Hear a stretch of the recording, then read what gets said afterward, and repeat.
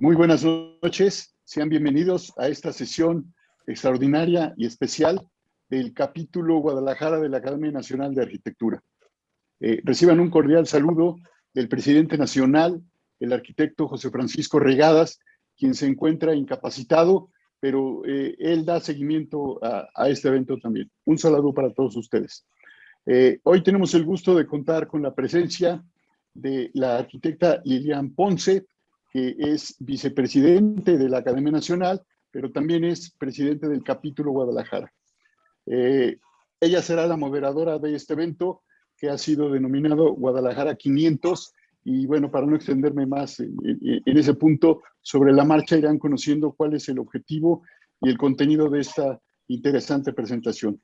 Nos acompañan el maestro en arquitectura Claudio Sáenz, académico emérito, el maestro en arquitectura Venancio Ordoño, también académico emérito, la maestra en arquitectura Arabela González Hueso, académica, el maestro en arquitectura Álvaro Morales, académico, y el arquitecto Francisco Pérez Arellano, también académico, todos ellos del capítulo Guadalajara. Bienvenidos y adelante, Lilian, como moderadora y como para iniciar esta presentación. Gracias. Muchas gracias, Toño. Antes de iniciar, también enviar un afectuoso saludo a nuestro presidente, el arquitecto Regadas, deseando que todo camine en el mejor sentido. Con mucho orgullo y con mucho gusto, esta noche les presento esta sesión en donde pretendemos hacer la presentación de nuestro capítulo a través de la historia de nuestra ciudad. Quiero iniciar recordando una pequeña anécdota que nos contó Francisco Treviño hace unas semanas con respecto a la fundación de nuestra academia y cómo el arquitecto Mario Pani, una vez teniendo claro que esta institución tenía que progresar, su primer objetivo fue el arquitecto Díaz Morales en Guadalajara. Y se encaminan por carretera, como lo decía Pancho Treviño, en un Chevrolet Colorado, y vienen a Guadalajara y logran hablar y convencer al arquitecto Ignacio Díaz Morales para que sustente la fundación de la academia y por supuesto la fundación del capítulo Guadalajara. Aprovechando esta designación, quiero manifestar que esta presentación será un homenaje a quien ha hecho historia en nuestro capítulo, quien lo ha trabajado de manera fundamental, las juntas de gobiernos de nuestros 7 anteriores presidentes, que con mucho orgullo estaré denominando en este momento. El arquitecto Ignacio Díaz Morales, el arquitecto Julio de la Peña Lomelín, el arquitecto Eduardo Ibáñez Valencia, el arquitecto Juan Carlos Name Sierra, el arquitecto Fabián Medina Ramos, el arquitecto Jorge García Juárez y el arquitecto Claudio Sáenz. Sirva esta presentación como un homenaje y un honor y un agradecimiento a lo que ellos han conformado a través de su trabajo para que Guadalajara tenga este capítulo tan activo, lleno de personas tan importantes, pero sobre todo tan comprometidas con la arquitectura, con la ciudad y con el arte. Iniciaremos esta presentación con el arquitecto Venancio Ordoño. Él nos hablará de la Guadalajara colonial. Entonces presentaré en este momento, de la manera más breve posible, el currículum del arquitecto Venancio Ordoño. Él es egresado y profesor honorario de la Facultad de Arquitectura de la Universidad Autónoma de Guadalajara, institución en la que dirigió el programa de estudios de posgrado. Cuenta con diplomados en docencia, liderazgo académico y filosofía y ha sido profesor visitante en varias universidades del país y en el Colegio de Arquitectura de la Universidad de Houston, en donde también realizó un internado académico en el año de 1992. Su tesis magistral versó sobre la historia y significado de la arquitectura mesoamericana y es experto en historia del arte mexicano, desde la época prehispánica hasta la actualidad. Tema sobre el que ha impartido numerosos cursos a profesores y estudiantes nacionales y del extranjero. Entre sus obras y proyectos profesionales se cuenta con el Centro de Diseño de la Universidad Autónoma de Guadalajara, el Centro Cívico Urbano de Los Laureles y la Torre Médica San José en Zamora, Michoacán. entre otras cosas. El Ayuntamiento de Guadalajara ha publicado diversos artículos suyos sobre la arquitectura, la ciudad y la Dirección de Investigaciones Estéticas de la Secretaría de Cultura del Gobierno del Estado le encomendó escribir la monografía del arquitecto Julio de la Peña. Es miembro de número de la Benemérita Sociedad de Geografía y Estadística del Estado de Jalisco, de la Corresponsalía de Guadalajara del Seminario de Cultura Mexicana y de la Academia Mexicana de Arquitectura en grado de mérito. Dejo con ustedes al arquitecto Venancio Ordón. Gracias, Venancio. Hola.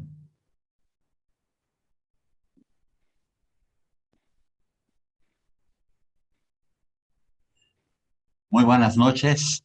Muchas gracias, Lilian.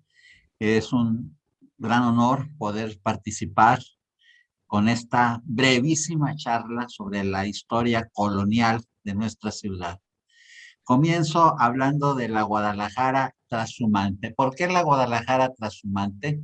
Porque en 1992, cuando se conmemoraron los 450 años de la fundación definitiva de Guadalajara, en donde ahora está en el Valle de Atemajac, se creó esta imagen visual. La línea curva azul es la barranca por la que corre el río Santiago y los grupos de puntos 1, 2, 3, 4 representan los distintos asentamientos. El de Nochistlán, en el actual estado de Zacatecas, de 1532 a 1533, el de Tonalá, aquí mismo ahora en la zona metropolitana de Guadalajara, en 1533, solo por 6 meses, el de Tlacotán, nuevamente del otro lado de la barranca, de 1533 a 1541, y el asentamiento definitivo en 1542. Cuando la villa de Guadalajara estaba en Tlacotán en 1539, el rey Carlos V le dio a Guadalajara el título de muy noble y leal ciudad y le concedió su escudo de armas. Es un hecho curioso, Guadalajara fue ciudad noble y leal, tuvo escudo y todo eso, y sin embargo todavía no tenía un asentamiento definitivo. Finalmente, el 14 de febrero de 1542, Cristóbal de Oñate y 63 familias de españoles se establecieron definitivamente en el Valle de Atemajac. Este telón escultórico, en el lugar preciso en el que según la historia se hizo la fundación, hoy a espaldas del Teatro Degollado, están representados los protagonistas de este hecho, rajando el árbol en señal de toma de posesión de ese lugar, Cristóbal de Oñate, a la derecha de la imagen Juan del Camino y Miguel Ibarra, el primer alcalde, y a la izquierda una mujer, Beatriz Hernández, que fue la quien, según la historia, envalentonó a los españoles a realizar la mudanza a un sitio más seguro. Se le considera cofundadora de Guadalajara, junto con el cofundador y padre espiritual de la Nueva Galicia, Fray Antonio de Segovia. Los primeros años de Guadalajara en el Valle de Atemajac no fueron muy buenos, no fueron de gran prosperidad, al contrario, fueron de pobreza y de limitaciones. No había aquí minerales. Algunos de los personajes que acabo de mencionar, como el propio Oñate y Miguel de Ibarra, se fueron a buscar plata a Zacatecas. De 63 familias iniciales no quedaron arriba de una docena. Sin embargo, Guadalajara se convirtió en la capital religiosa, política y comercial de la Nueva Galicia. Y desde luego, pues como sede episcopal, sede catedral, tiene su catedral. Esta imagen es de todos conocida, es el edificio más icónico de Guadalajara.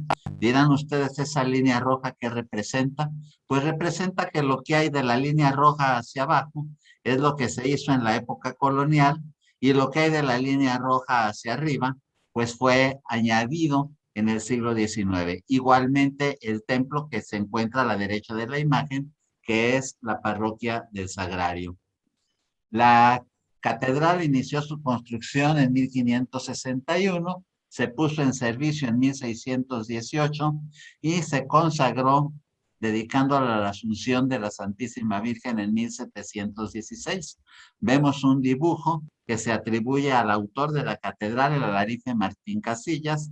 Vemos un dibujo del siglo XIX con la catedral todavía con sus torres viejas, antes de que se cayeran por un terremoto, y la portada renacentista, la puerta mayor de nuestra catedral, que es un bello ejemplo de este estilo.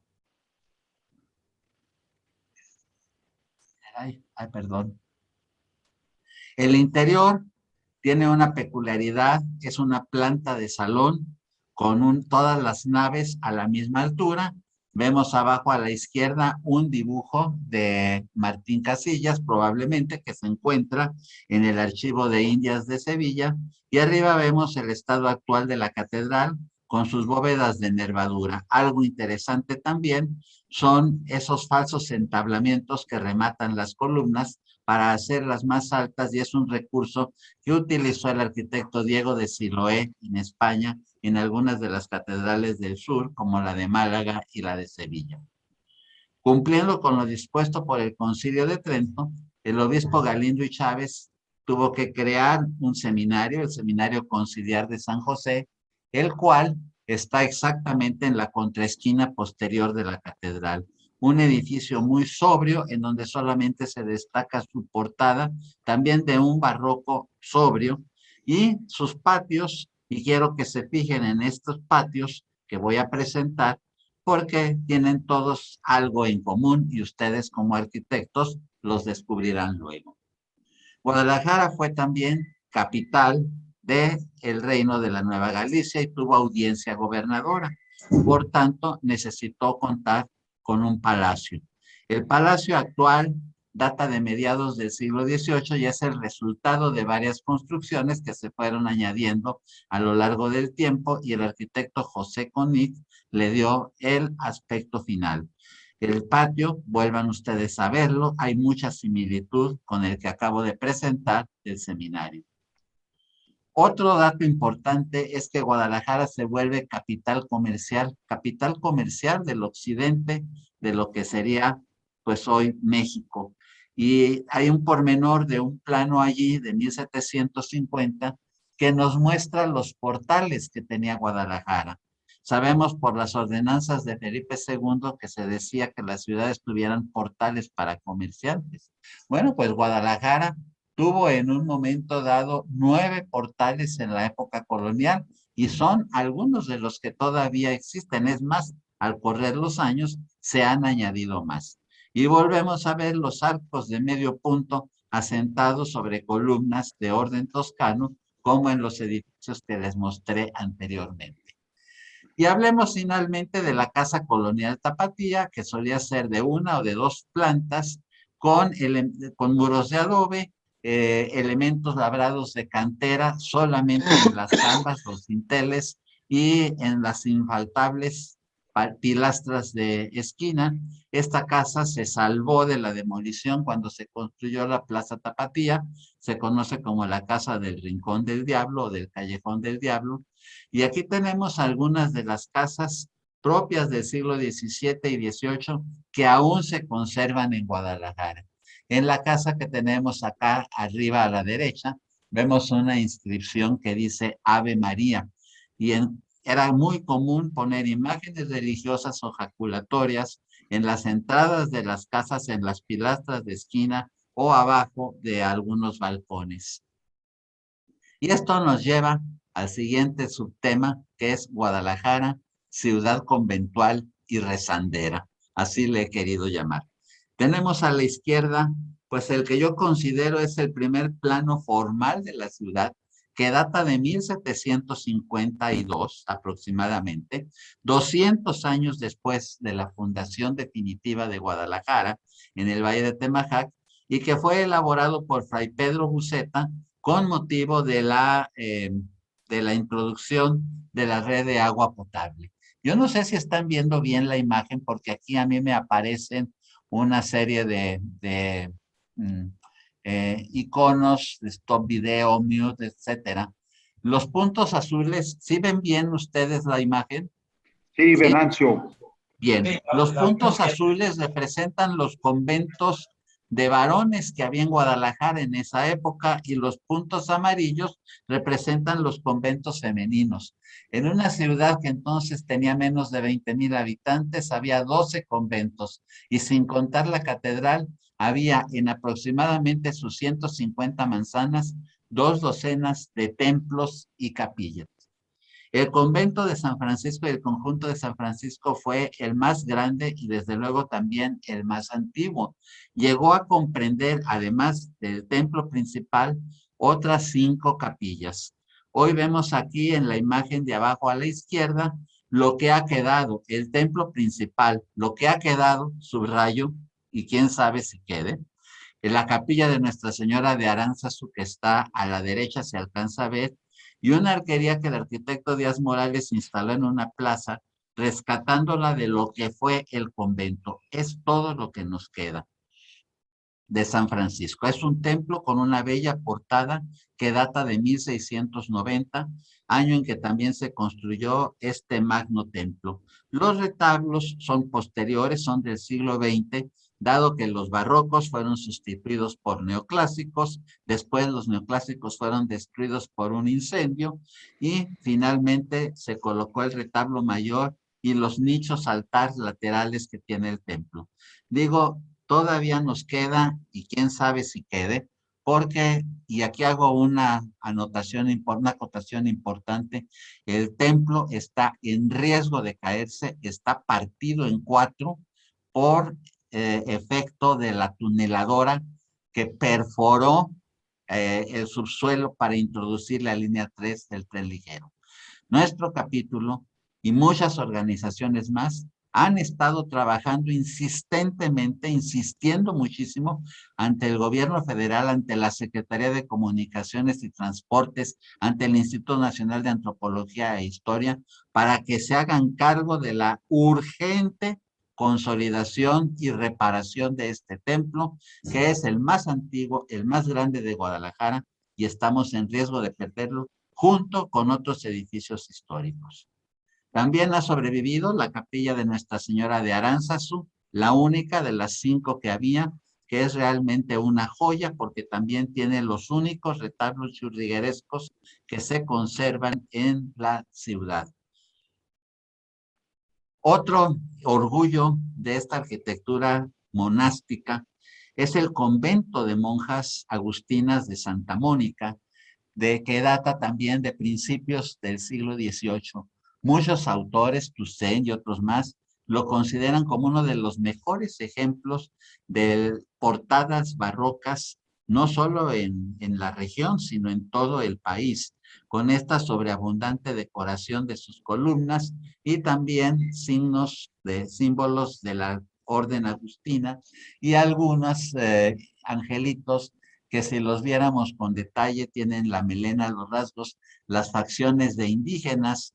Entonces, pues es un buen ejemplo también de la sobrevivencia de ese estilo tequirqui.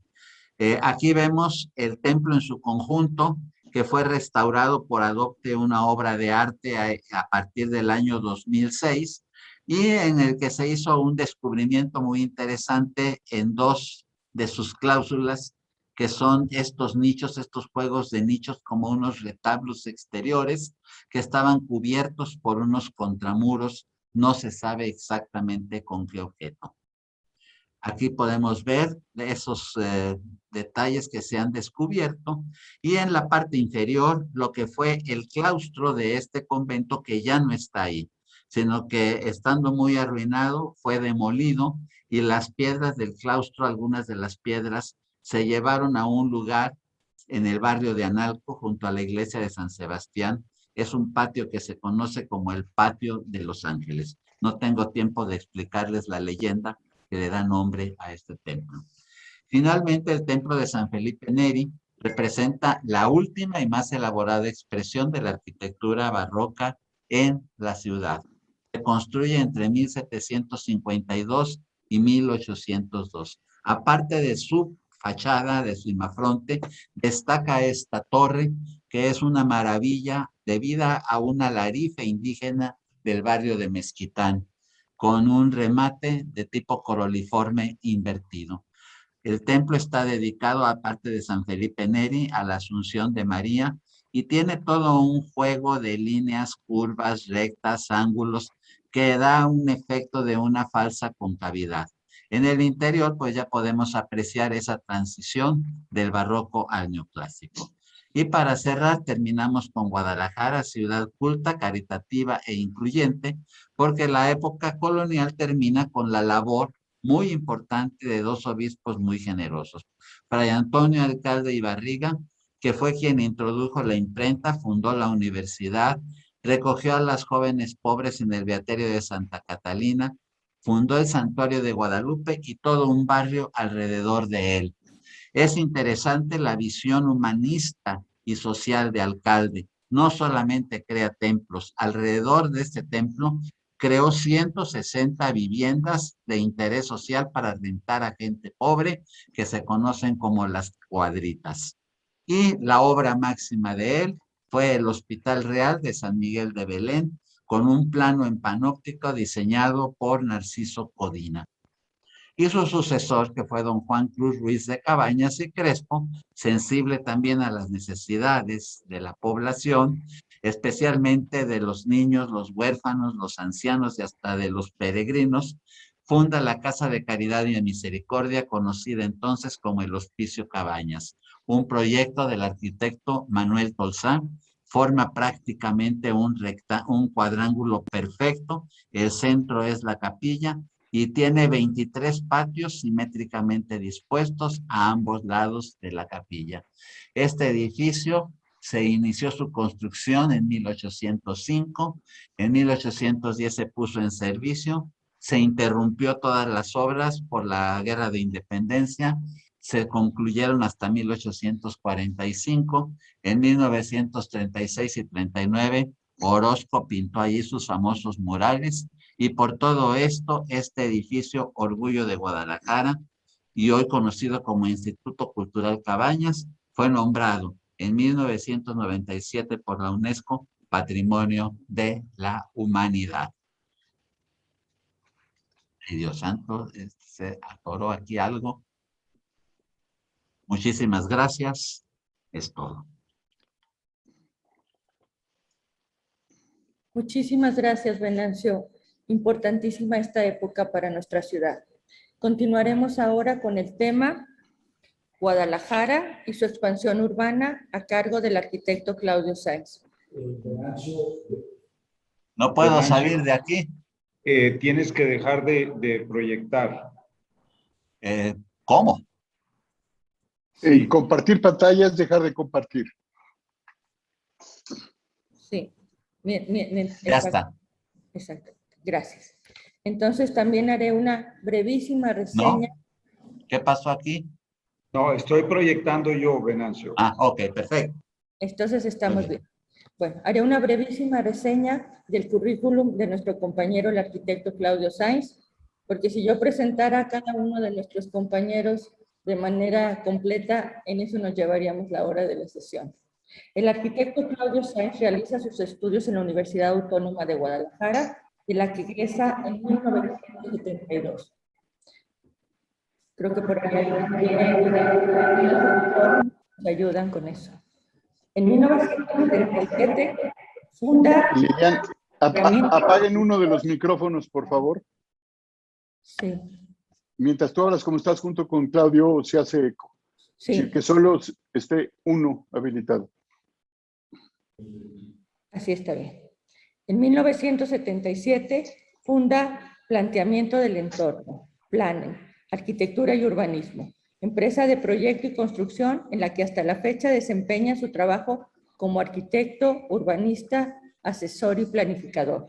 En los primeros años de su carrera realiza en conjunto con las obras residenciales, así como trabajos para comercio y servicios, en la que hasta la fecha desempeña, en los primeros años de su carrera realiza en conjunto de obras residenciales como trabajos para comercio y servicios, proyectos que le permitieron formar un lenguaje propio en lo arquitectónico y una visión clara en los métodos constructivos. En la década de los 90 toma la dirección arquitectónica y urbanística del conjunto de proyectos en la costa de Guerrero, en los que puede aplicar el enfoque del desarrollo inmobiliario a partir del respeto al medio ambiente, proyectos como Los Riscos, Arcano, Punta Diamante, Real Diamante. Hacia 1996 es invitado a hacerse cargo de la Comisión de Planeación Urbana de Guadalajara, periodo en el que se desarrollan 94 planes urbanos de la ciudad de Guadalajara, así como el plan rector del centro histórico, y se ponen las bases para que la planeación urbana se realice de manera diferenciada en función de las condiciones socioeconómicas de los pobladores. Entre los años 2001 y 2002 realiza las siguientes actividades: Director General de Planeación y Urbanismo del Estado de Jalisco, asesor del Gobernador del Estado, coordinador de asesores del Gobierno de Jalisco, secretario de la Academia Nacional de Arquitectura, Capítulo Guadalajara. Y entre los años 2003 y 2007 funge como secretario de Desarrollo Urbano del Estado de Jalisco, realizando acciones como el apoyo a municipios para la realización de los planes de desarrollo urbano. El secretariado técnico del Consejo Metropolitano de Guadalajara, las gestiones para iniciar los consejos metropolitanos para las conurbaciones interestatales de Jalisco, el Plan Región Metropolitana de Guadalajara, la Perspectiva Metropolitana para Guadalajara, entre otros trabajos de infraestructura y equipamiento, se cuentan la restauración del Teatro Degollado y del Hospicio Cabañas, el mejoramiento de la imagen urbana de 87 poblados del estado de Jalisco, 19 pasos a desnivel y aproximadamente 100 kilómetros de vialidades urbanas de carácter regional en el área metropolitana de Guadalajara. El arquitecto Claudio Sainz ha sido presidente del capítulo Guadalajara y se desempeña hoy como coordinador de enlace de este capítulo. Adelante, Claudio. Muchas gracias, Lilian. Se proyecta la imagen. Se está proyectando la imagen en pantalla. A ver. Aún no, Claudio. Ahí voy. Gracias. Muy amable, Álvaro. Gracias.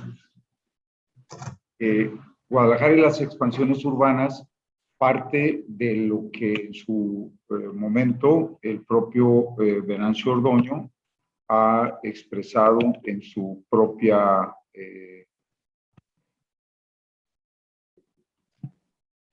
muy bien, en su propia presentación de las 4 fundaciones de Guadalajara, porque finalmente la 4ª fundación en el Valle de Atemajac nos lleva a ubicar la ciudad metropolitana actual en el contexto de la conurbación y de lo que es hoy el área metropolitana de Guadalajara.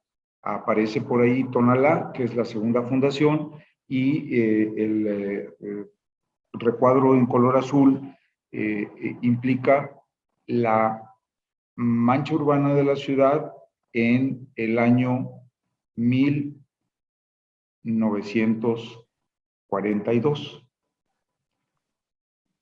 Guadalajara se funda, como lo expresaba Venancio Ordoño, a la vera del río Santiago, en el punto rojo, ¿no?, que es actualmente la parte posterior del Teatro Degollado. Esa ciudad de origen, en este mapa de la fundación, pues tenía varios poblados indígenas en su periferia, los más cercanos, Analco y Mexicalcingo. El río de San Juan de Dios nacía en lo que hoy se considera el Parque Agua Azul, que era una laguna donde afloraban los yacimientos, los acuíferos de la ciudad.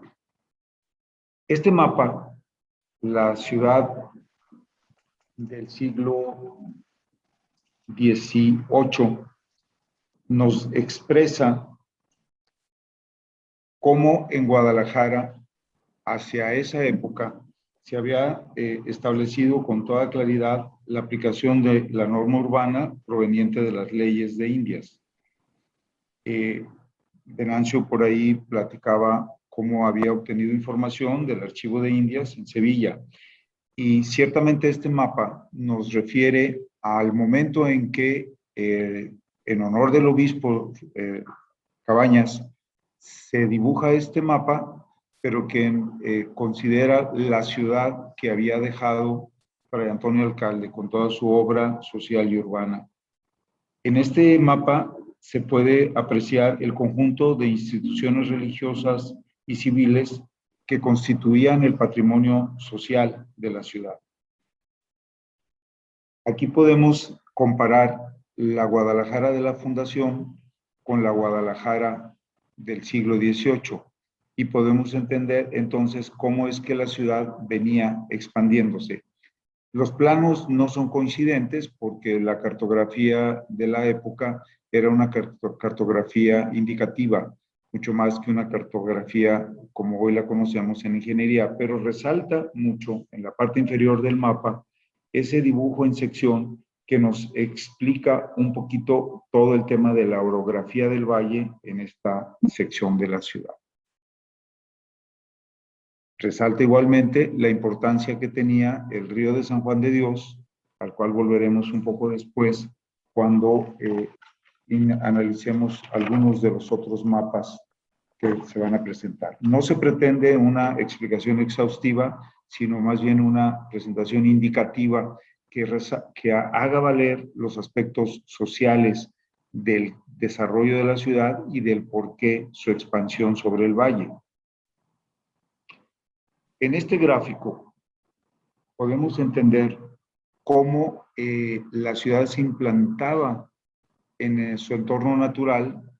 Podemos hacer la comparación con el mapa que se encuentra en el recuadro inferior derecho, en el que se aprecia esa Guadalajara del siglo XVIII, y en este mapa en blanco y negro, que es, digamos, una vista a ojo de pájaro, trabajado con alguna perspectiva, podemos entender cómo iba desarrollándose la ciudad de acuerdo a los distintos mecanismos de comercio. Por ejemplo, esta calle con una diagonal ligeramente diferente al trazo endamero que provenía del cumplimiento de las leyes de Indias, obedece a que por aquí entraba el camino desde el sur de Jalisco, que venía desde el puerto de la Barra de Navidad y que era fundamental para el comercio y de las importaciones que luego se distribuían a partir de Guadalajara.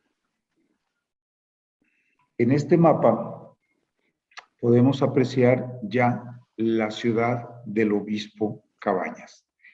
En este mapa aparece ya la Casa de Misericordia en la parte superior del mapa, aun y cuando el norte se encuentra hacia la izquierda del mapa.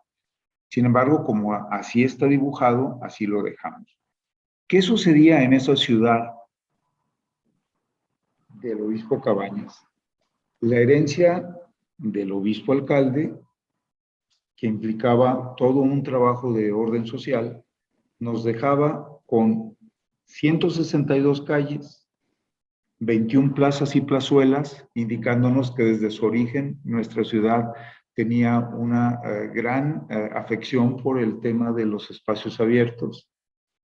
Las diferentes parroquias, los 12 conventos, 13 edificios civiles de gran importancia, 3 hospitales, el hospicio, el molino, los 5 colegios, las parroquias. Lo cual nos indica que en este periodo de la historia, con todas las dificultades de su emplazamiento, la actividad de los habitantes de la ciudad había logrado desarrollar una ciudad completa, una ciudad integrada, en la que había una convivencia social importante y en la que finalmente, con todo este equipamiento, la ciudad contaba ya con un patrimonio social establecido.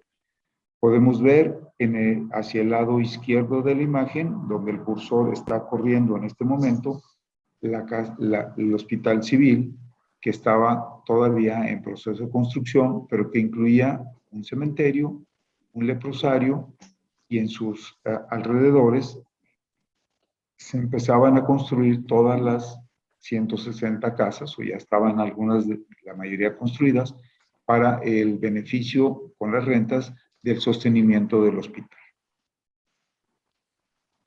En este mapa estamos sobreponiendo la traza más depurada de la ciudad sobre el mapa del siglo XVIII. Y podemos ver la consistencia entre lo que era una visión de ingeniería un poco más clara con una visión iconográfica como lo representa el plano Cabañas. Y sobre ese mismo plano Cabañas podemos entender el acervo de patrimonio social que contaba la ciudad para la época. En color amarillo están los grandes conventos, los edificios principales de beneficencia social, y en los colores obviamente verdes están todos estos espacios abiertos que ya contaba la ciudad, y en el recuadro naranja está el edificio de la catedral. Si se aprecia el porcentaje de superficie ocupada por todas estas grandes edificaciones respecto al general de la ciudad, a la superficie general de la ciudad, podemos entender la importancia que tenían los edificios de carácter religioso y público para esta ciudad de Guadalajara de principios del siglo XIX. Y aquí podemos entonces, utilizando el plano de la Guadalajara del Obispo Cabañas del lado izquierdo, contra este otro plano de mediados del siglo XIX, entender cómo la ciudad iba expandiéndose conforme los ingresos y salidas, es decir, los caminos de acceso, las comunicaciones regionales de la ciudad, porque en su función comercial la ciudad le daba mucha importancia a estos enlaces de carácter regional. En ese sentido, hacia ese periodo, 1884, ya se contaba en la ciudad con una pérdida del patrimonio social ocasionado por la desamortización de los bienes eclesiales que habían, por así decir, confiscado los conventos y habían ignorado muchas de las superficies de esos conventos debido a esta propia reforma liberal. Entonces se rompe la estructura conventual que tenía la ciudad, se pierden estos predios religiosos que se convierten en predios privados y por lo tanto se cambia la estructura urbana de Guadalajara. Esto nos lleva entre 1884 y 1906 a una definitiva expansión. En este mapa podemos observar dos aspectos importantes.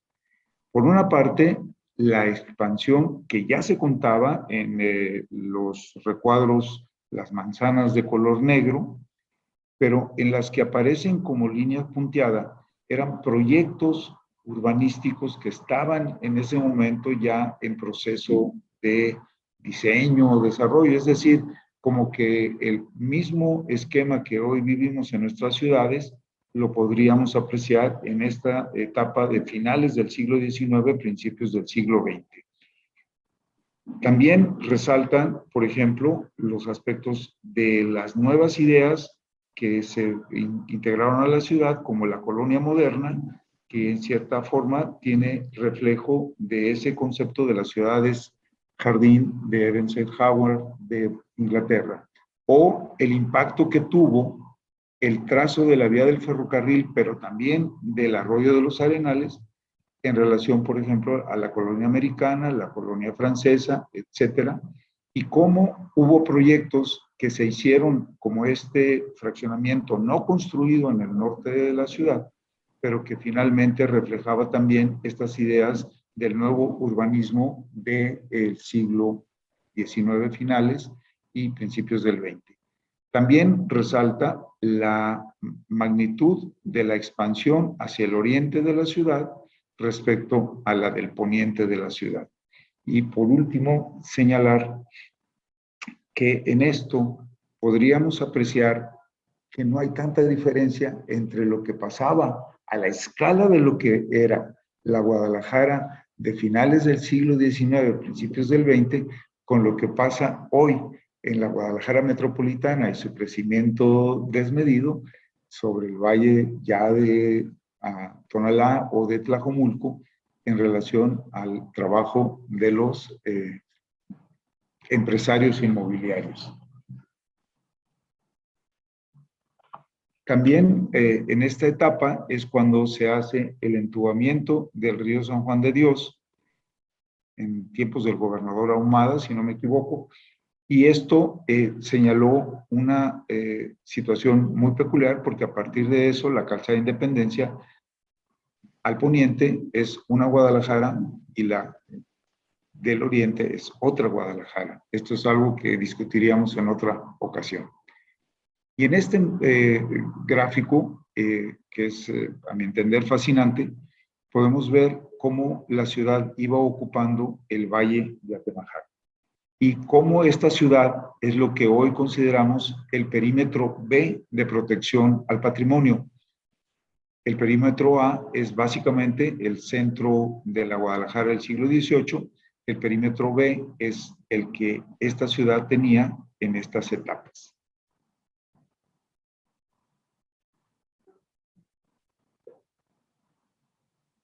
Hacia 1942, la ciudad había alcanzado un desarrollo que ya apuntaba a la multipolaridad. Esta ciudad era una ciudad que empezaba a conurbar los pueblos fundacionales, como es el caso de Tlaquepaque. Analco ya se había integrado hacia el norte, hacia San Miguel de Mezquitán y luego hacia Temajac. Y Zapopan iba camino a esa integración. Pero también observamos un grave error que cometió la ciudad al ir ocupando las áreas de las escorrentías que luego alimentaban los acuíferos del valle.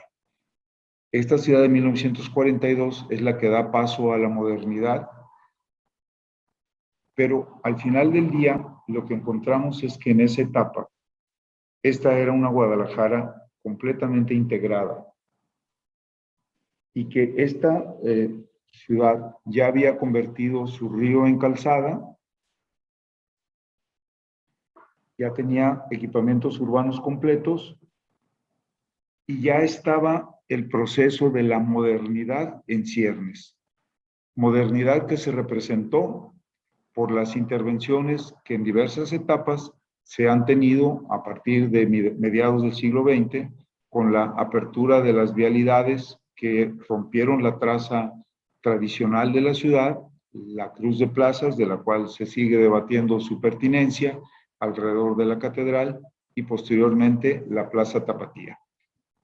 Hay quien considera que estos fueron pérdidas, hay quien considera que estos son cuestiones afortunadas, pero esta Guadalajara de 1942 da paso muy rápidamente a esta Guadalajara de 1943, señalando esta dinámica social que siempre ha tenido esta ciudad tapatía.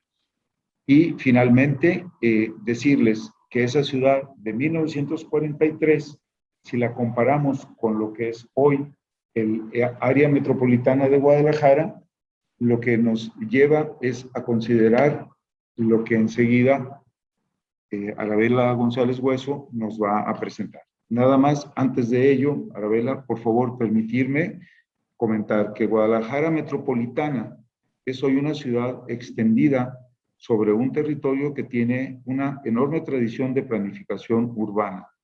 Es histórica esta tradición.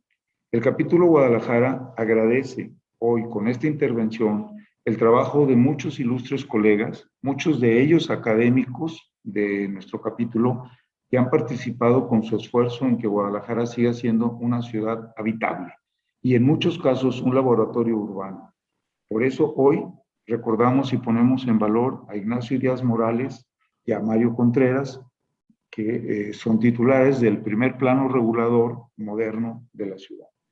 Con el plano regulador se establece esta tradición que en la Junta General de Planeación y Urbanización permitió un trabajo continuo de quienes pusieron los cimientos de la planeación en Jalisco, entre otros Juan Palomar y Arias, José Manuel Arreguín, Elías González Velasco, Juan Gil Elizondo, José Luis González Velasco, Alberto Leonel de Cervantes, Daniel Vázquez Aguilar, Eduardo Ibáñez, Fabián Medina, señaladamente, José Pliego, Jorge Camberos, Luis Ube, Gabriel Casillas, siempre recordado, José Pliego, igualmente recordado, Jorge Camberos, lo menciono 2 veces porque él junto con Pliego son los padres del nuevo urbanismo de Guadalajara. Esteban Guario, un gran heredero de estos grandes planificadores, Sergio Heredia y muchos más que nos precedieron, entre ellos Francisco Pérez Arellano, que también tendrá intervención en esta presentación. Muchas gracias. Muchas gracias, Claudio. Siempre en estos eventos importantes, entonces, nos hace falta alguna cosa. Por alguna situación que no entiendo bien, creo que omití el nombre del arquitecto Víctor Manuel Lara Martínez, también presidente del capítulo Guadalajara, quien además tuvo a bien invitarme para ser secretaria en su junta de gobierno. Está aquí en nuestra lista, pero con la lectura acelerada de los tiempos, parece que tuve esa omisión y me disculpo. Presentaré ahora a nuestra compañera, la arquitecta Arabela González Hueso. Arabela es arquitecta con maestría en conservación de sitios y edición de libros. Ha trabajado en proyectos de rehabilitación en Oaxaca, Cuba y Estados Unidos. Ha sido funcionaria en el gobierno de Jalisco como jefe de inventario de bienes inmuebles, subdirectora de protección del patrimonio cultural en la Procuraduría de Desarrollo Urbano y directora de investigaciones estéticas en la Secretaría de Cultura Jalisco. Su principal actividad profesional ha sido la promoción del patrimonio cultural edificado y la edición de publicaciones sobre arquitectura, patrimonio y viajes. Fue coordinadora editorial de la colección Heterodoxos, Relatos de Viajes para la editorial Altair en Barcelona. Coordinadora de inventario de bienes artísticos para el INBA en el occidente de México. Presidenta de la Fundación de Arquitectura Tapatía, Luis Barragán, y asesora de cultura para el gobierno federal. Actualmente es docente de las escuelas de arquitectura del Instituto Superior de Estudios Superiores de Monterrey, Campus Guadalajara, y del ESALT. Y es fundadora y directora de la editorial Arquitónica, editorial especializada en patrimonio cultural edificado. Muchas gracias, Arabela. Adelante. Muchísimas gracias, Lili. Muchas gracias a todos los miembros de la Academia por invitarme a hablar de este tema apasionante que es el siglo XX en Guadalajara. Es imposible resumir un siglo tan prolífico y tan abundante en manifestaciones arquitectónicas en prácticamente 15 minutos o menos, pero voy a intentar resumirlo y me gustaría solamente enfocarme en 2 etapas que creo que son muy importantes, que es la Escuela de Arquitectura, el movimiento moderno, que son singularidades que en Guadalajara hemos tenido y creo que son de aportación para todo el país, y en otro punto que es cómo hemos hecho para preservar nuestros edificios valiosos del siglo XX, que también creo que es una singularidad que tenemos en esta ciudad, que es una legislación municipal y estatal que no compartimos con el resto del país, y dado que nos están escuchando personas, otros arquitectos que no son de Guadalajara, pues creo que sería conveniente mencionarlas, porque siempre puede ser de ayuda. Bueno, pues, listo. Cabe mencionar que así como Venancio nos comentó de la arquitectura colonial en Guadalajara, siempre no tuvimos un rico pasado virreinal colonial, como ya lo mencionó Venancio, en otros lugares que mineros, zonas mineras como Zacatecas, Taxco, Guanajuato, ciudades del centro de México que tuvieron un riquísimo patrimonio histórico colonial, virreinal. En nuestro caso fue una arquitectura modesta, sin embargo, nuestro siglo XX estuvo lleno de manifestaciones artísticas, lleno de arquitectos, de experimentación, de muchas corrientes arquitectónicas muy valiosas, que es de las que les voy a hablar. Bien, como antecedentes tendría que decir que a inicios del siglo XX se creó una escuela muy importante, la mítica Escuela Libre de Ingenieros, que fue una propuesta de gente civil, de Ambrosio Ulloa, que para evitar que los jóvenes siguieran yendo fuera de Guadalajara a estudiar a México o a otros países construcción, ingeniería o arquitectura, decidió crear una escuela de ingeniería de un muy buen cuadro de profesores, generando a formando más bien algunos de los ingenieros más importantes de México, entre ellos el ingeniero Luis Barragán, Pedro Castellanos, Rafael Ursúa, Ignacio Díaz Morales y muchos otros. Ahorita menciono a estos 4 porque voy a volver a hablar de ellos más adelante, pero sí, en esta escuela se formó a grandes ingenieros que crearon mucha de la mejor arquitectura de los inicios del siglo XX. No voy a ahondar en el tema de la expansión porque Claudio Sainz ya lo mencionó, pero consideremos que en el siglo XX se hizo mucho más que en los 400 años anteriores y que empezó un periodo de mucha expansión a principios del siglo XX. Nada más vemos aquí las colonias al poniente de Guadalajara. En 1908 ya habían aparecido todas estas colonias, Villaseñor, Francesa, West End, la Americana, la Reforma, tanto al oriente como al poniente. Para 1950 prácticamente la ciudad era más del doble de la mancha urbana de los 400 años anteriores, es decir, del perímetro del centro histórico, ¿no? Hasta donde llegaba la ciudad en 1900, para prácticamente la mitad del siglo XX ya se había más que duplicado. ¿Y quién construía esta Guadalajara? Bueno, pues básicamente había mucha autoconstrucción, muy pocos eran los ingenieros egresados de esta escuela mítica, de la Escuela Libre de Ingenieros, y algunos de los menos arquitectos que se habían formado en otros lugares. ¿Y qué tipo de arquitectura construían? Pues básicamente se seguía por inercia la misma tipología de arquitectura que se venía construyendo en la época colonial. El estilo, el tipo, la distribución de casa española, andaluza, patio central, con habitaciones alrededor. Eran fincas básicamente alineadas a paño de la banqueta, donde predominaba el muro sobre los vanos, estos verticales. Entonces, se venía repitiendo por inercia más o menos este tipo de arquitectura a principios del siglo XX, ¿no? Lo que más se acostumbraba, bueno, era tomar algunos ejemplos de historia, historicismos, o la mezcla de ellos, que es lo que hoy se conoce como eclecticismo. También llegaban las revistas de moda y había quien adoptaba alguna de estas modas internacionales, a través de una adaptación local, claro que sí, a la manera de construir local, como l'Art Nouveau, y los revivals, esta manera de revivir épocas históricas de continentes lejanos o periodos lejanos, como el neogótico, el neomudéjar, el neocolonial. Como eran revivals, todos estos son los que se conocen como los neo, ¿no? Revivir una corriente arquitectónica del pasado. También en 1920 surge este movimiento nacionalista que se dio en todo el país y se manifestó en diferentes artes, en la escritura, en los muralistas. Y en la arquitectura también vimos adeptos al movimiento nacionalista, los que adoptaron el estilo neocolonial y los neoindigenistas, pero ambos nacionalistas. Y desde luego se dio esta corriente Art Deco, que si bien todas las manifestaciones artísticas no tienen una fecha de inicio, es muy difícil definir qué día preciso surgió alguna manifestación artística, cultural. En el caso de Art Deco sí tuvo una fecha, porque surgió con una exposición, la Exposición de Artes Decorativas en París en 1925.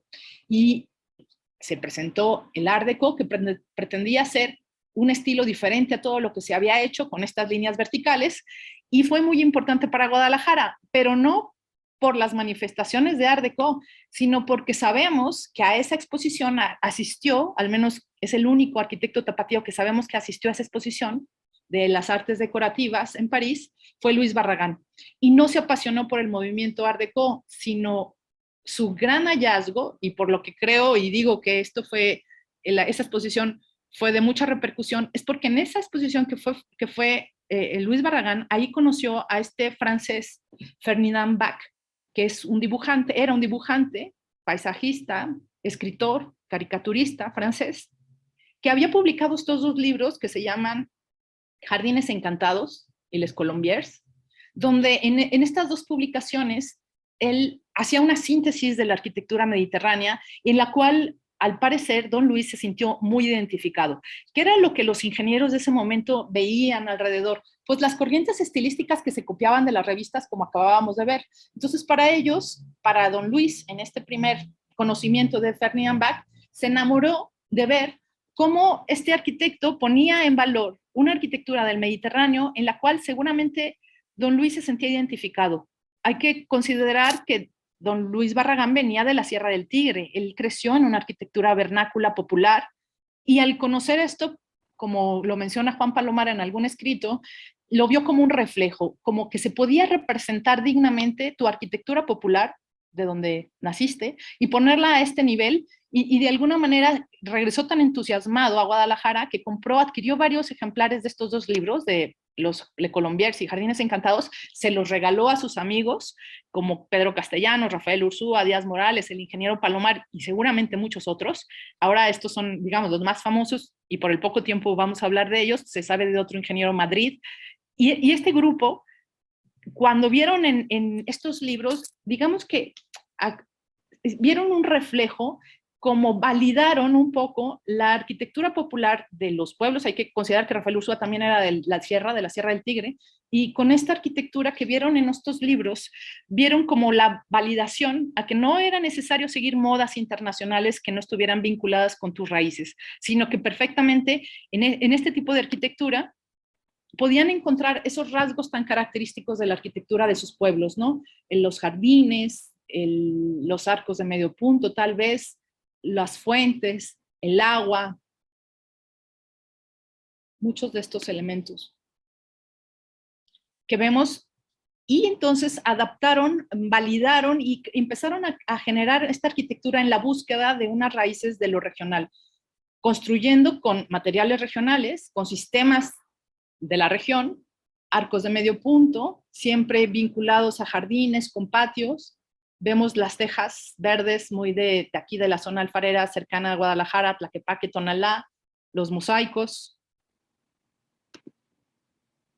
las carpinterías, vemos aquí atrás los nichos de las palomas, el uso de tejas también volteadas en los muros perimetrales.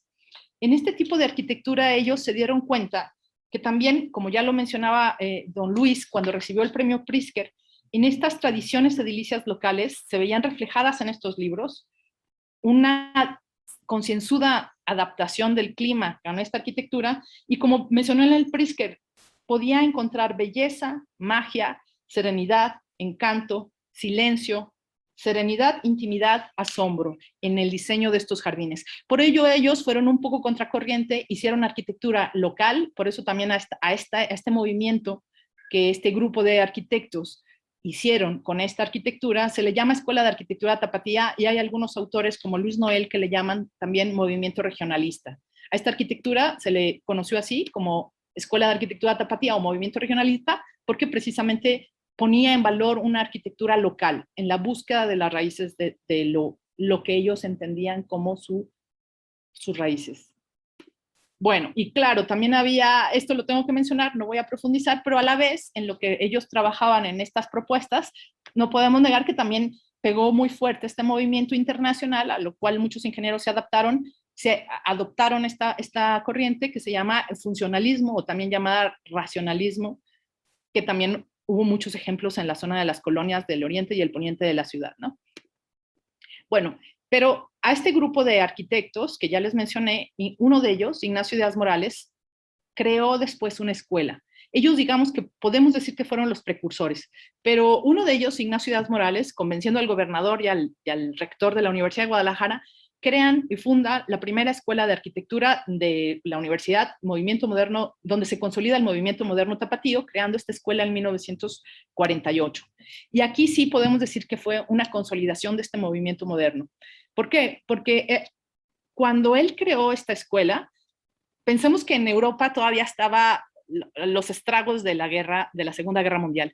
Entonces había muchos arquitectos sin trabajo.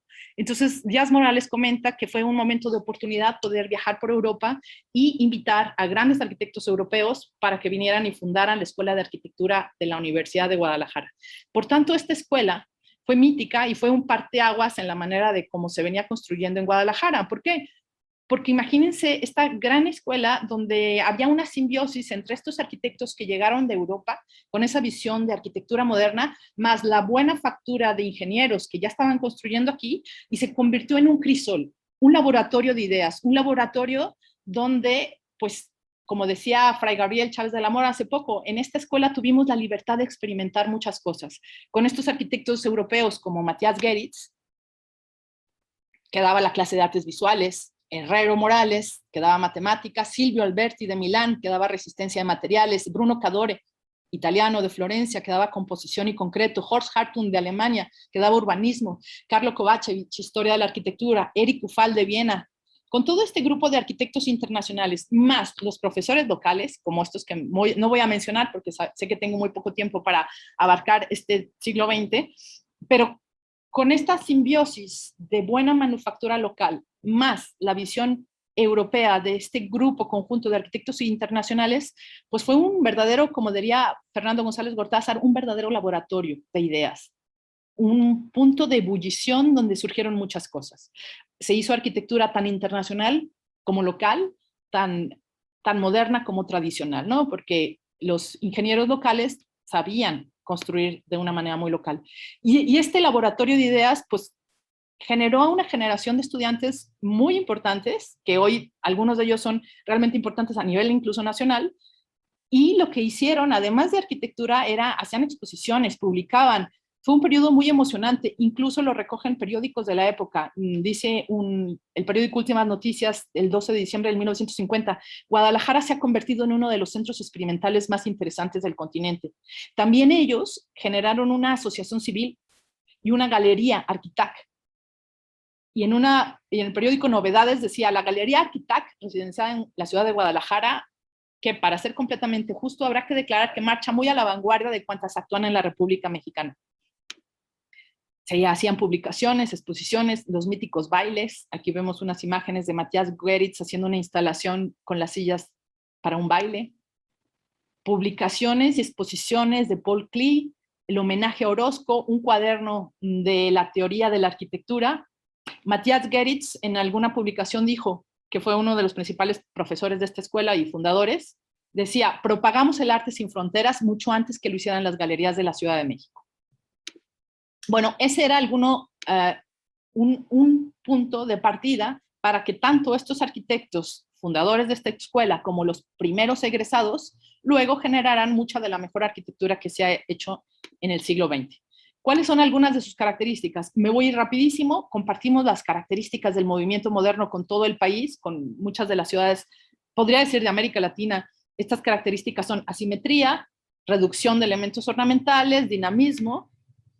Celosías, esa sí sería una característica muy puntual de la arquitectura tapatía, porque Eric Ufal, uno de ellos, diseñó 3 tipos de celosías que luego las industrializaron y las compartieron, y por eso mucha arquitectura de los 60s y 70s tiene este tipo de celosías. Los primeros rascacielos, ruptura con el contexto urbano, ligereza, transparencia.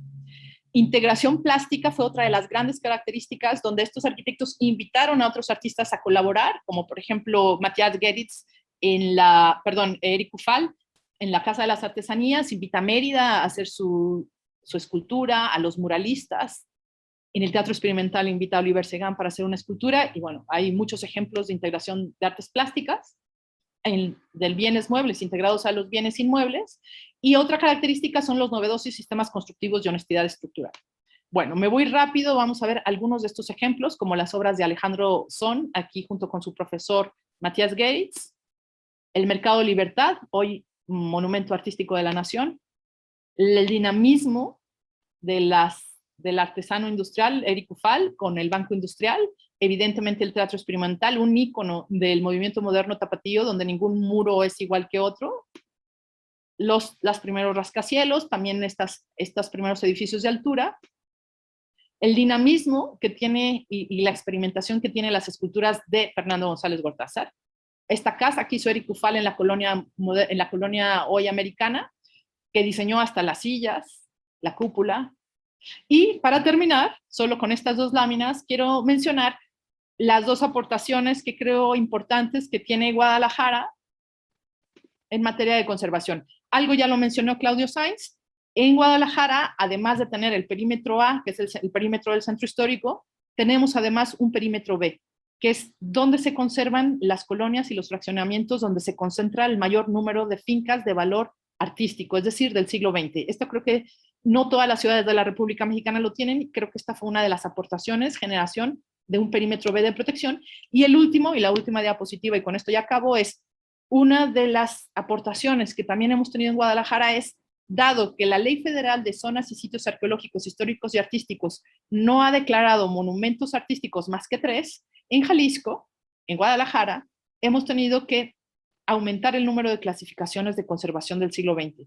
Hemos incorporado en nuestra legislación local 2 tipos de inmuebles, los inmuebles relevantes del siglo XX y los inmuebles ambientales, aquellos que valen la pena no por sí mismos, por su monumentalidad, sino porque forman parte de un contexto. Y eso es lo que ha hecho, de alguna manera, que intentemos en Guadalajara conservar la personalidad de nuestros barrios, las tipologías de cada barrio y cada colonia. Bueno, y con esto ya acabo. Les agradezco muchísimo y fue un súper repaso al siglo XX, pero muchas gracias. Muchísimas gracias, Arabella. Como siempre, una delicia escucharte y claro que nos quedamos con ganas de mucho más. Quiero ahora pasar la voz al arquitecto Francisco Pérez Arellano, a quien presentaré de manera muy sintética. Es arquitecto con maestría en diseño urbano y 40 años de experiencia en materia como docente, investigador, funcionario público, consultor y coordinador de equipos multidisciplinarios. Ha sido director general de Planeación y Urbanismo y Urbanización del Estado de Jalisco, vicepresidente de la Asociación Internacional de Urbanistas, ISOCARP, y consultor internacional de ONU Habitat.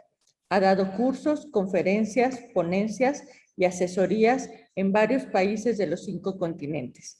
Ha trabajado en temas relacionados con el área metropolitana de Guadalajara desde hace 20 años. Su mayor interés es trabajar para hacer ciudades más sustentables, más equitativas y más productivas. Él nos hablará de 50 años de planeación metropolitana. Adelante, Francisco.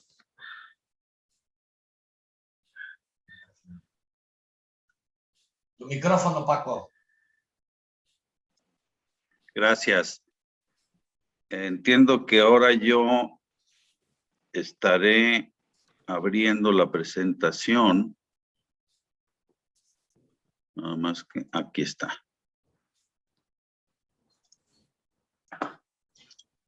¿Se ve? Sí. Sí se ve. Sí se ve. Bueno. Pues un gusto de estar con mis colegas académicos y un gusto de estar compartiendo nuestra experiencia con los demás colegas del resto de la República. Esbozaré a algunos antecedentes de por qué Guadalajara ha sido punta de lanza, no solamente en la planeación metropolitana, que es lo que me han solicitado, sino también, no solo en la planeación en general, sino en particular en la planeación metropolitana. Primero, las bases por las que en esta sociedad ha sido muy proclive esta actividad, es en primer lugar porque el lugar de asentamiento donde se fundó la ciudad era un lugar donde existían, como ya lo han mencionado quienes me antecedieron, muchos asentamientos, pequeños asentamientos indígenas, de manera que desde el inicio de la ciudad, aunque fuera de manera muy insignificante, ya convivían diferentes asentamientos y diferentes grupos que se tenían que se fueron poco a poco haciendo interdependientes económicamente y por último, algo importante es la cultura de colaboración que se dio desde la época de la colonia. También se mencionaron algunos personajes que hacían obras de caridad y edificios de enorme tamaño que desde luego que requerían la colaboración de los lugareños. Entonces, todo esto dio por resultado que desde épocas muy tempranas, para la experiencia de México, se diera esta colaboración. Ya en 1943 se constituyó formalmente el Consejo Social de Cooperación para el Desarrollo Urbano, mejor conocido como Consejo de Colaboración Municipal de Guadalajara, que colectaba recursos de la comunidad para hacer obras de mejoramiento y obras de urbanización y servicios. En 1947, esta experiencia derivó en una ley ya más formal de mejoramiento de Guadalajara, Zapopan, Tlaquepaque, y curiosamente incluía también a Chapala, que todavía continúa siendo un elemento importante para la ciudad, no solamente en términos de abastecimiento de agua, sino en términos de significado regional, y en aquel entonces era un ícono importante en la región. En los años 50 aparecieron ya los planes reguladores para mejorar la ciudad. Básicamente fueron los que dieron pie a las avenidas y a la cruz de plazas y a otras importantes obras de las cuales ya habló particularmente Claudio.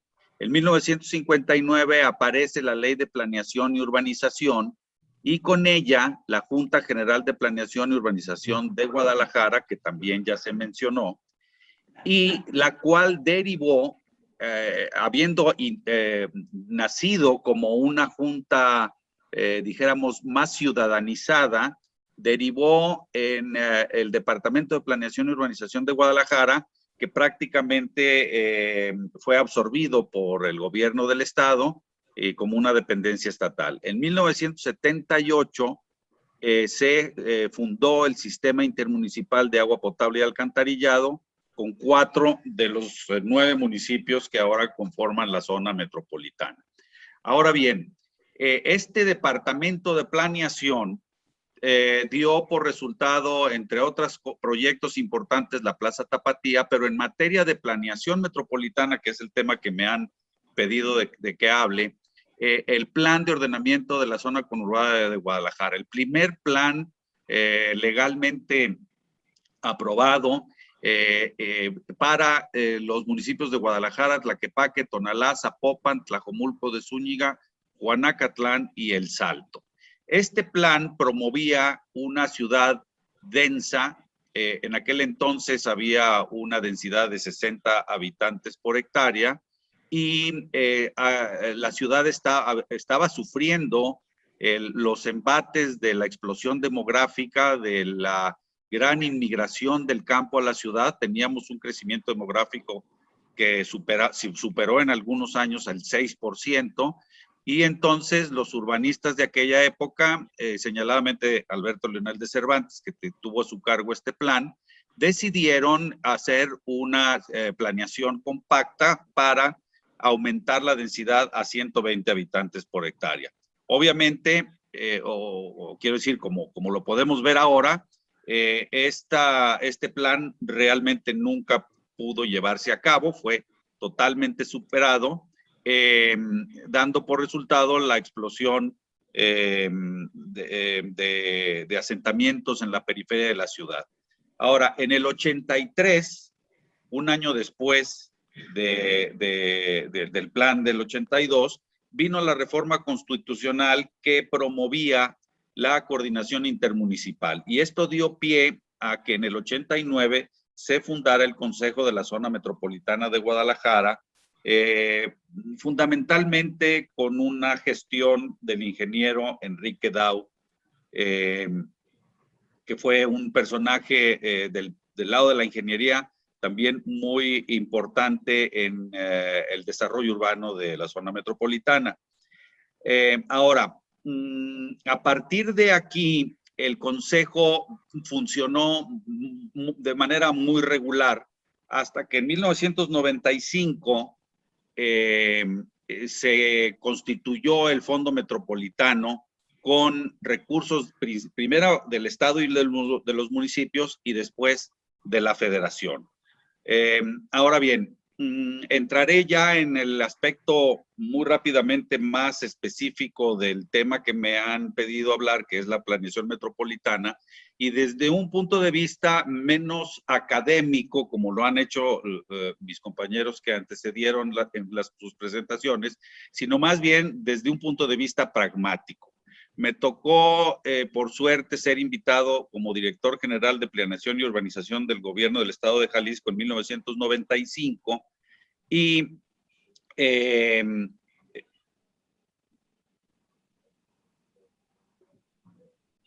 aquí algo pasa.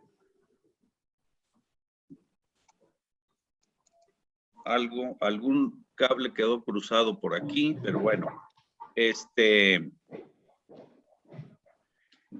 lo que están viendo en la pantalla es un primer ejercicio, un primer intento de plan metropolitano que hicimos entre el 95 y 96, apoyado por Fabián Medina, quien ya fue mencionado como presidente o expresidente de la academia. Y ustedes verán aquí que las áreas donde dice AA eran áreas agropecuarias. Pretendíamos defender los valles agrícolas y tener una serie de áreas de transición ya en las afueras de la ciudad que se había desbordado más allá del periférico. Algunas áreas de reserva urbana y una gran cantidad de áreas de conservación en toda la periferia. Muy señaladamente el Bosque de la Primavera y la barranca del río Santiago y del río Verde. Sin embargo, este primer intento de 1996 no fue posible aprobarlo por una muy aguerrida y férrea negativa de parte de los empresarios urbanizadores a través del Consejo Estatal de Desarrollo Urbano. Durante todo ese sexenio seguimos insistiendo y en 1999 presentamos un segundo intento de plan metropolitano en el cual participó nuestro colega Pepe Pliego de feliz memoria y tampoco pudimos aprobarlo en esta ocasión básicamente por una importante resistencia política en vistas de las elecciones que se aproximaban de la oposición. Posteriormente, ya estando Claudio Sainz como secretario de Desarrollo Urbano del Gobierno del Estado, director general de Planeación, se constituyó un grupo intermunicipal de los 8 municipios que en ese momento conformaban el Consejo Metropolitano y me solicitaron coordinar los trabajos necesarios para un plan intermunicipal de desarrollo urbano. Participamos una decena de empresas dedicadas a estos menesteres y básicamente lo que aquí concluimos es que era muy importante disminuir las áreas de reserva excedente. Aquí ustedes pueden ver que teníamos en ese momento del orden de casi 12,000 hectáreas de reserva excedente de los planes municipales, que cada municipio tenía su planeación, y para poder regresar a una ciudad menos dispersa. A partir de ahí fue que, y ahora sí, cuando Claudio estaba de secretario de Desarrollo Urbano, a través de Esteban Guario, se me encargó coordinar ahora un plan, pero ya regional, puesto que la dispersión urbana ya se había brincado fuera de las fronteras de los 8 municipios del Consejo Metropolitano. Entonces, aquí lo que estuvimos planteando es una serie de asentamientos periféricos al área metropolitana de Guadalajara y todavía tratando de conservar en lo posible los valles agrícolas ya muy invadidos por desarrollo urbano. Ahora, en el 2011 vino la Ley de Coordinación Metropolitana Federal. Es decir, por así decirlo, después de así como habló Arabella de los experimentos en materia de arquitectura, aquí en Guadalajara o en Jalisco se hacían experimentos en materia de planeación y luego atrás venían las reformas federales en donde se planteaban de alguna manera emular y perfeccionar y diseminar en el resto del país los ejercicios que aquí más que por ley de facto se venían haciendo. En 2014 se fundó finalmente el Instituto Metropolitano de Planeación, el conocido como IMEPLAN, y inició pues en una forma un poco errática. El primer director pues se dedicó a hacer estudios y simposiums y eventos como para empezar a entender un poco mejor la metrópoli en forma más coordinada, y no fue hasta el año siguiente en que hubo ya un viso de querer desarrollar un plan metropolitano que no quedó más que en un estudio de ONU Habitat para definir el índice de prosperidad urbana de la ciudad. Fue hasta el año siguiente, el 2016, donde el IMEPLAN finalmente concretó un programa de ordenamiento territorial metropolitano, que es el que ustedes ven en pantalla, en donde pues aquí se ve la enorme dispersión que para entonces tenía ya la mancha urbana. Estamos hablando que del 95 que nosotros tratamos de proponer un plan compacto hasta el 2016, pues son 20 años de expansión absolutamente descontrolada. Son los años en los que la Federación les pedía a los empresarios inmobiliarios hacer muchas casas para todos los mexicanos, cosa que fue muy buena, pero no les dijeron cómo hacerlas ni dónde hacerlas, de manera que los empresarios pues las hicieron en donde los terrenos eran más baratos, y los terrenos eran más baratos donde el plan decía que no se podían urbanizar. Entonces ahí se compraban las tierras, luego se les hacía manita de puerco a los presidentes municipales, cambiaban los planes porque los municipios eran los que, de acuerdo a al 115 constitucional, tenían la facultad de hacerlo, y por resultado dio que después de 20 años de niños ahogados, pues ya estamos queriendo tapar el pozo. Ahora, a nivel federal ya las áreas metropolitanas se reconocieron en el 2016, en el 2017 aquí localmente se hizo un arduo trabajo de actualización de los planes municipales alineados al plan metropolitano, y podríamos decir que en este momento el estatus de la gestión metropolitana en materia de planeación pues está enfocado el Instituto Metropolitano a lograr finalmente una ciudad compacta, a temas ambientales y a temas de transporte. Sin embargo, los servicios como el agua, el transporte y los residuos sólidos están solamente medianamente coordinados, y todo lo demás no tiene ninguna coordinación municipal. Por lo tanto, el rumbo deseado, y con esto termino, aquí ya no estamos hablando de pura planeación, que de por sí requiere todavía ser plenamente intermunicipalizada, porque una cosa es tener un plan metropolitano y otra cosa es que los 9 municipios planeen sus municipios de manera coordinada, cosa que todavía no sucede. Pero lo peor de todo es que los planes en este país no han funcionado por una cosa sobre todo, porque no tenemos instrumentos para llevarlos a cabo. De manera que necesitamos urgentemente construir instrumentos para poder conducir el desarrollo de la ciudad de acuerdo con los planes. Y en términos de los servicios, ya dije que existe un sistema intermunicipal de agua potable y alcantarillado, pero solo de algunos de los 9 municipios. No hay gestión de residuos sólidos. El transporte lo gestiona el gobierno del estado con condiciones difíciles, con las empresas concesionarias.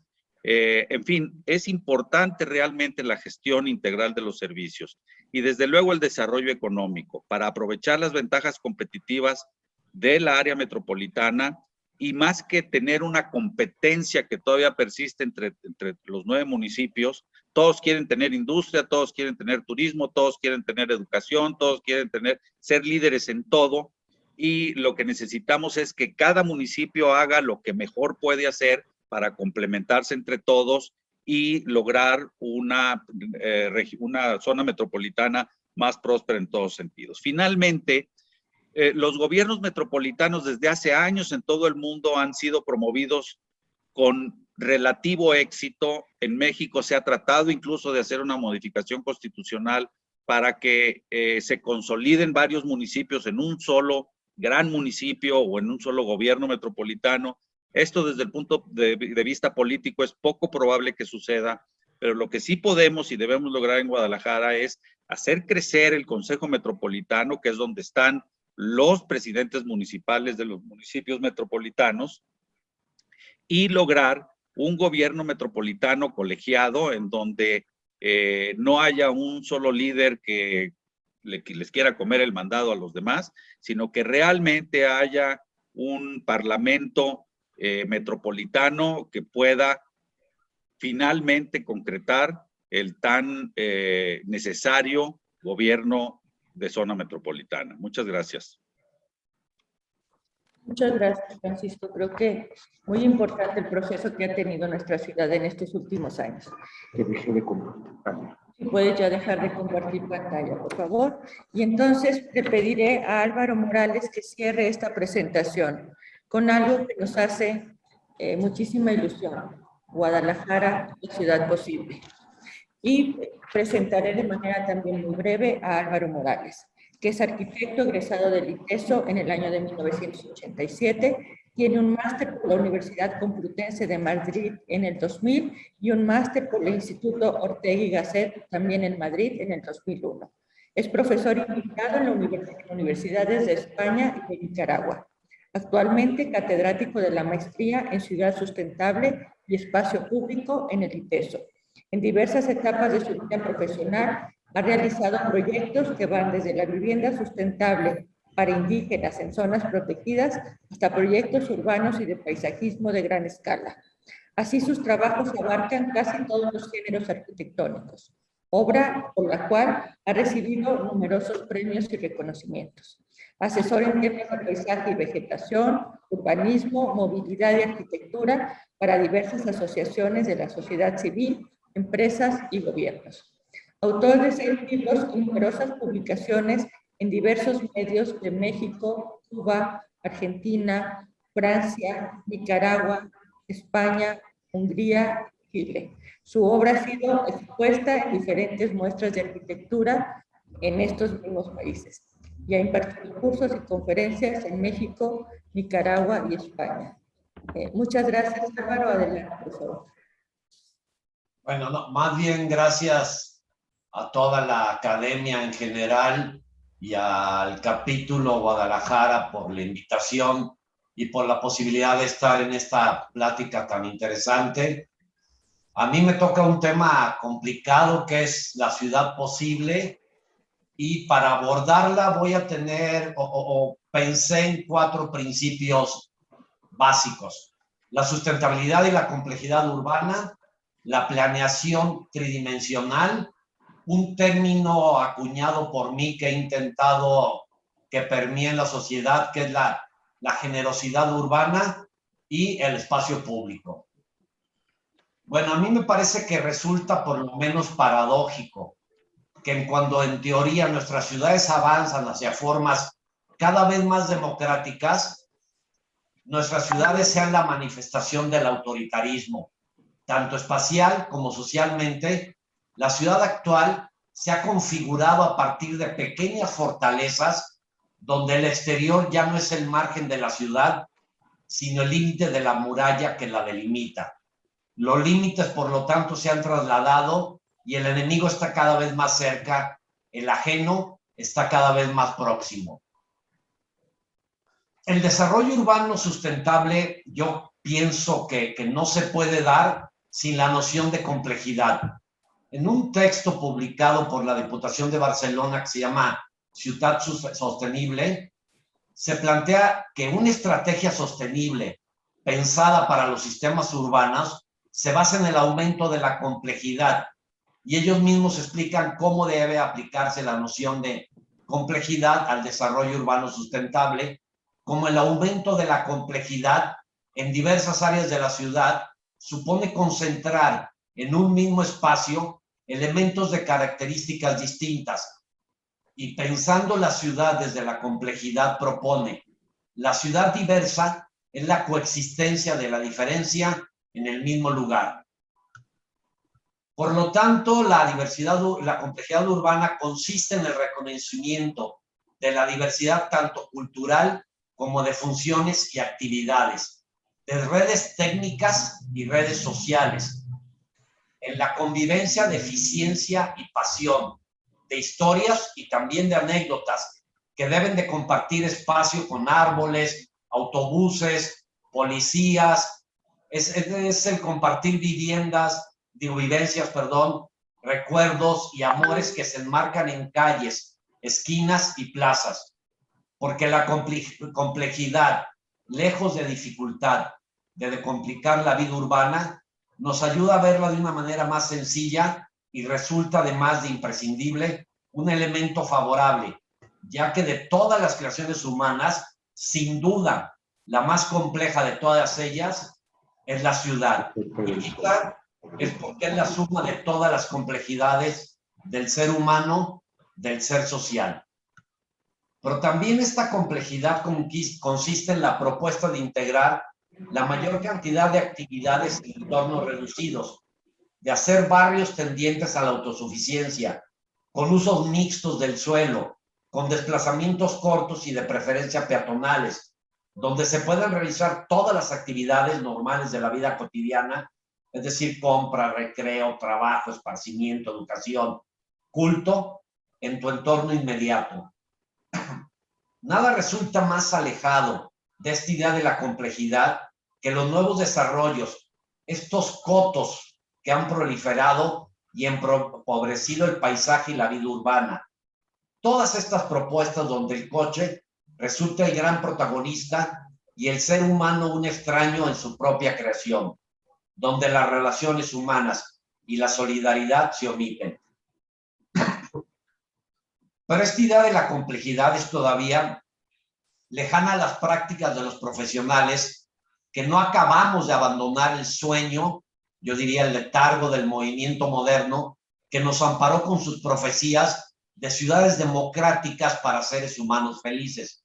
Y con Gabriel Dupuy, yo pienso que mientras que el territorio urbano está cultivado por organizaciones reticulares que buscan nuevas coherencias, a nuestras ciudades reventadas, los urbanistas continuamos privilegiando la zonificación funcionalista. Y aquí un tema que siempre me ha parecido muy interesante, la ciudad caótica. La ciudad es caótica porque es diversa, porque es compleja, porque es mutante, porque es inestable y enérgica, porque está viva y en ella transcurre la vida. Aldo Rossi menciona que el proceso dinámica de la ciudad tiende más a la evolución que a la conservación. De tal manera, pienso yo, que no podemos ni debemos esperar mucho de la planeación funcionalista, que además en la práctica ha demostrado cuán ajena está de la realidad, de los fenómenos urbanos, y más esta añeja y arbitraria planeación bidimensional, que pretende ordenar las ciudades que son orgánicamente tridimensionales. Esta planeación cerrada y reductiva, donde solo existe esa posibilidad de apertura, que a mí se me figura como un limbo, llamada uso mixto, y que en la realidad depende más del criterio del dependiente que te toque en ventanilla que de un modelo de ciudad o una visión realista de los fenómenos urbanos. Aún con la exorbitante cantidad de planes y ordenamientos que tenemos y hemos tenido, la ciudad es un verdadero galimatías. Todo el gran trabajo totalmente encomiable y las buenas voluntades de planificadores no ha eliminado el desbarajuste. Finalmente, pienso yo que la idea es partir de principios más cercanos a la realidad para que la ciudad y sus planes se parezcan al menos un poquito. Cada día pienso yo que se imponen más claramente los principios a seguir, los axiomas apremiantes en esta lógica del caos. Es decir, a esta ciudad, a Guadalajara, le sobran murallas y le faltan árboles, le sobran centros comerciales y le faltan espacios públicos, le sobran habitantes y le faltan ciudadanos, le sobra crítica y le falta acción, le sobra humo y le faltan estrellas. Tenemos una gran cantidad de leyes, pero nos faltan criterios. De hecho, normalmente se acude a la norma cuando faltan los argumentos. Las legislaciones no son más que un conjunto de reglas cerradas que no permiten la discusión, donde ni siquiera la realidad importa. Tenemos demasiada burocracia que atenaza las acciones. Jaime Lerner, el famosísimo acupunturista urbano y artífice del gran cambio de Curitiba, sentencia: evitar la propia burocracia. Y el mismo Lerner nos brinda esta idea. Hay una visión muy pesimista de las ciudades. La mayoría piensa que las ciudades de más de 5 millones de habitantes o que no tienen recursos, no tienen solución. Y cuando se proyecta la tragedia, se encuentra. Es otro principio básico. Las ciudades como Guadalajara no están condenadas. Tienen grandes posibilidades de encontrar y operar soluciones desde su mismo caos, desde sus mismas condiciones que a veces parecen tan complicadas, desde la esencia misma que las configura. Una cosa que a mí me da gusto es que también existe un consenso, o casi un consenso, sobre algunos de los que deberían ser los principios imperantes en la transformación urbana de ciudades como las nuestras. La densificación antes que la dispersión. A Guadalajara le urge densificar, pero complejizando, y con esto paliar la huella ecológica y el crecimiento absurdo de la zona metropolitana. El crear más espacios públicos, las prioridades en las formas alternas de movilidad, intensificar y mejorar el arbolado, amabilizar la ciudad para el peatón, promover la vida y el disfrute de la ciudad. Pero es fundamental plantear de forma más concreta algunas lógicas de solución imperantes como las que quiero esbozar a continuación. Primero, crear instrumentos de planeación tridimensionales y modificables en red. Tenemos ya tantos programas y hasta yo sé manejar el SketchUp, que podría ser muy sencillo que nuestros instrumentos de planeación fueran ya ahora sí, como son las ciudades tridimensionales, y se pudieran ir modificando en red, ¿no? Otra cosa que a mí me parece básica, y lo veíamos en unos ejemplos anteriores, es restringir el coeficiente de ocupación del suelo y flexibilizar el coeficiente de uso del suelo. En un ejemplo del edificio Seagram de Mies van der Rohe, él mete atrás el edificio y genera un espacio público que cede a la ciudad. Por ahí va a ir mucho la idea. Yo creo que Mies van der Rohe lo hizo más para que se viera su edificio que como una muestra de generosidad urbana, pero sirve. Y el siguiente, que es el edificio de la Fundación Ford, de Kevin Roche, pues todo el espacio del gran jardín también fue cedido a la comunidad, ¿no? Inclusive me cuentan que en épocas de frío ahí se refugian algunos indigentes. Bueno, mistificar usos del suelo de manera tridimensional también, es decir, promover la complejidad urbana.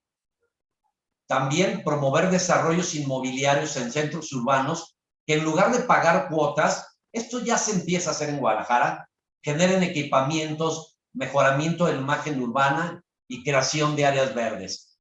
Y ahora quisiera hablar un poco sobre esto de la generosidad urbana. Yo creo que debería ser el principio rector de toda acción inmobiliaria urbanística. La misma idea de la planeación y las restricciones que tenemos caen para mí en otra contradicción. No es más importante la altura de los edificios, que finalmente son poco percibidas por el transeúnte de a pie, que la falta de áreas abiertas y verdes, que la falta de aire a nivel de calle. Nos hemos engarzado en pleitos denodados sobre los máximos niveles permitidos, pero eso no hace o deja de hacer ciudad. Es de nuevo el espacio urbano que se puede ganar con esta idea de restringir el COS, pero liberar el CUS. Es de nuevo el espacio urbano el que puede ganar el mejoramiento de equipamientos, de la imagen, del arbolado que se debería de exigir cada vez que se autoriza un desarrollo, lo que sí puede contribuir a mejorar la vida urbana. Recuperar esta idea de Louis Kahn de que la calle es una estancia comunitaria. Es por eso que yo propongo pues ser más flexible en alturas, pero más estrictos en la ocupación del suelo. Que la gente, la ciudadanía, gane cada vez que se realice una obra de carácter urbano. y en este sentido liberar zonas de la mayoría de las restricciones de los usos del suelo, abrirlos, como lo reconoce Jane Jacobs, ¿no? Propiciar calles llenas de actividades y lugares públicos, y que estas actividades en cada barrio sean tan numerosas y variadas como sea posible, que no se estigmaticen ya en zonas habitacionales los usos mixtos que mistifican la vida y el quehacer en el espacio urbano. Y aquí un tema que también he reflexionado, ¿no? La llamada servidumbre que tenemos en Guadalajara, pues la verdad es una falacia en términos de espacio. Es una restricción que podría abonar mucho más en términos urbanos. La servidumbre debería de ser espacio público, por mínima que sea. Podría ser una plazoleta dentro de una banqueta ampliada y no convertirse en espacio privado sin mayor uso ni beneficio. De igual manera lo que pasa con los estacionamientos a pie de calle, ¿no? Que roban banqueta y afectan para mí la imagen urbana, siendo servidumbre en la mayoría de los casos. Igual podrían ser espacio público, ¿no? Y voy a terminar con esta idea del espacio público como sanador del dolor urbano. En nuestras ciudades en general, pero en específico en nuestras ciudades latinoamericanas, existe un gran dolor urbano. Las ciudades duelen y nos producen mucho dolor. El dolor viene principalmente de la exclusión que generan las propias ciudades. La exclusión, evidentemente, crea resentimiento, violencia e inseguridad. Y la exclusión genera desigualdad, animadversión, antipatía. Por lo tanto, la violencia y la inseguridad no se resuelve con más y mejores policías, sino con más y mejores oportunidades, con mayor diversidad de opciones. Bueno, pero quizá la buena noticia que tenemos es que sabemos que el espacio público incluyente puede ser ayudar a sanar este dolor, ¿no? Este punto de partida para la alteridad que lo llama Fernando Carrión. El espacio público es el lugar para sanar el dolor urbano, entendiendo que el dolor urbano, no es más que el reflejo del dolor humano. El espacio público es capaz de ayudar a mitigar lo que le duele a la ciudad y por ende lo que les duele a los habitantes. Que sea restablecido el sentido original del espacio público, que sea la casa de todos, que vuelva a ser real aquella tan acudida metáfora de la ciudad como un teatro, como el sitio para la representación de nuestro papel de ciudadanos, del lugar colectivo del juego, del espacio para la reunión de vecinos. Eduardo Rinesi, en su libro Ciudades, Teatros y Balcones, plantea que la ciudad es un conjunto de escenarios unidos por una trama difusa. La ciudad vista como el escenario de las múltiples representaciones que el ser social hace de sí mismo. La ciudad como el teatro abierto, donde el individuo se da a los demás y en donde los otros se manifiestan igualmente. Al perder este espacio para la representación, a los ciudadanos nos resulta muy difícil identificarnos y amar nuestra ciudad.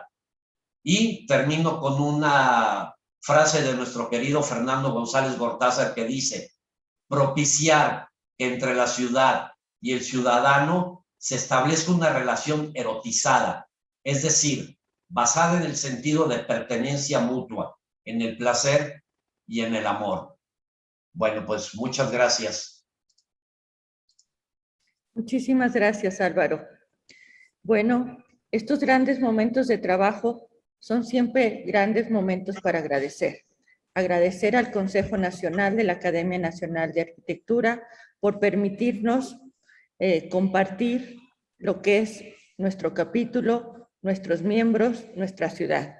Agradecer a cada uno de los ponentes por este esfuerzo compartido durante más de 2 meses para llegar a este contenido.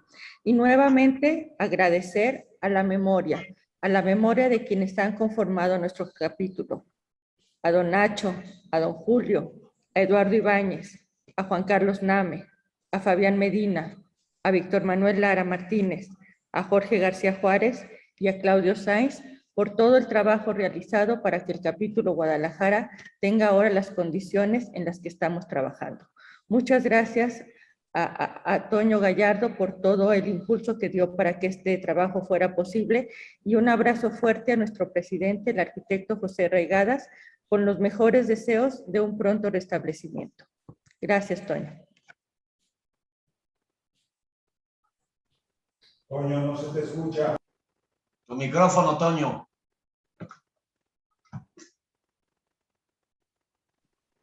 Perdón. Para no perder la oportunidad, voy a arrebatar, aprovechando las enseñanzas de ustedes. Tengo muchas anotaciones aquí que yo quisiera compartir, si me lo permiten. Me gusta mucho el término tapatío. El tapatío, ustedes lo saben mejor que nosotros, los que somos fuereños ahora, que habla de las 3 piezas de trueque en aquel tianguis, en donde, para ser justo y equitativo, se hablaba del intercambio entre 3 piezas por 3 piezas. Creo que hoy lo estamos logrando porque es a nivel nacional, están participando de otros capítulos y está participando el capítulo Guadalajara, que trasciende la propia ciudad de Guadalajara, porque va más allá en el sentido del estado de Jalisco. Y me gusta mucho cómo resalta el concepto de ciudadanos y no tanto de habitantes, Álvaro.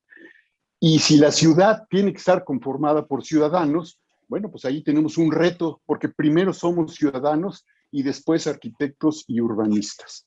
Y por eso es que para mí vale más este concepto del trío, del 3, del tapatío. La Escuela Tapatía de Arquitectura es un ejemplo no solo nacional, sino internacional.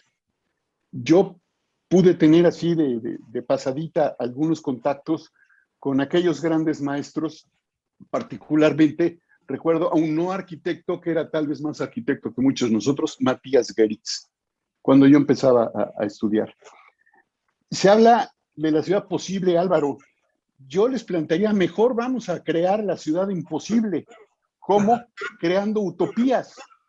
Y para eso recurro a una frase ya muy utilizada de Eduardo Galeano, que dice que la utopía está en el horizonte.